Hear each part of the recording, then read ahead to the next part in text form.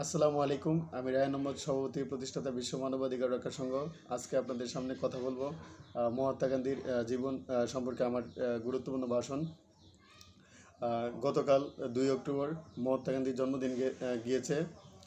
সেই উপলক্ষে সারা বিশ্বব্যাপী বিশ্ব অহিংসা দিবস বা international non violence world non violence day পালিত হয়েছে সারা বিশ্বের বিভিন্ন দেশে। মোহনদাস করমচাঁদ গান্ধী বা মহাত্মা গান্ধী ছিলেন অন্যতম ভারতীয় রাজনীতিবিদ, ভারতীয় স্বাধীনতা আন্দোলনের অগ্রগামী ব্যক্তিবর্গের মধ্যে একজন এবং প্রভাবশালী আধ্যাত্মিক নেতা। এছাড়াও তিনি ছিলেন সত্যাগ্রহ আন্দোলনের প্রতিষ্ঠাতা, যার মাধ্যমে স্বৈরশাসনের বিরুদ্ধে জনসাধারণ তাদের অভিমত প্রকাশ করেন। এই আন্দোলন প্রতিষ্ঠিত হয়েছিল অহিংস মতবাদ বা দর্শনের উপর ভিত্তি করে এবং এটি ছিল ভারতীয় স্বাধীনতা আন্দোলনের অন্যতম চালিকা শক্তি, যারা সারা বিশ্বে মানুষের স্বাধীনতা এবং অধিকার পাওয়ার আন্দোলনের অন্যতম অনুপ্রেরণা। মহাত্মা গান্ধী ভারত এবং বিশ্বজুড়ে মহানাত্মা বাপু বা বাবা নামে পরিচিত। ভারত সরকার তার সম্মানার্থে তাকে ভারতের জাতির জনক হিসেবে ঘোষণা করেছে। 2 অক্টোবর তার জন্মদিন ভারতে গান্ধী জয়ন্তী হিসেবে পালিত হয়। 2007 সালের 15 জুন জাতিসংঘের 2 অক্টোবর অহিংস দিবস হিসেবে ঘোষণা করা হয়। মহাত্মা গান্ধী ভারতের জাতির পিতা বা রাষ্ট্রপিতা হিসেবে অভিহিত।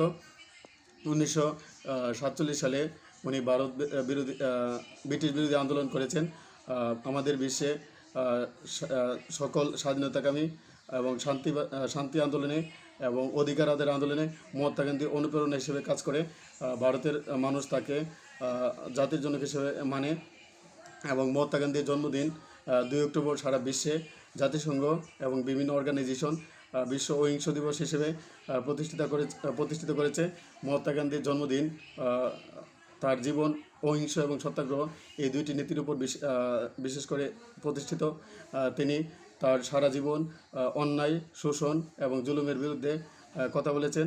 বাংলাদেশের স্বাধীনতা আন্দোলন এবং বিশ্বের উপর যত স্বাধীনতা আন্দোলন আছে, যত অধিকার আন্দোলন আছে, সেই আন্দোলনে মহাত্মা গান্ধী অনুপ্রেরণা হিসেবে কাজ করে।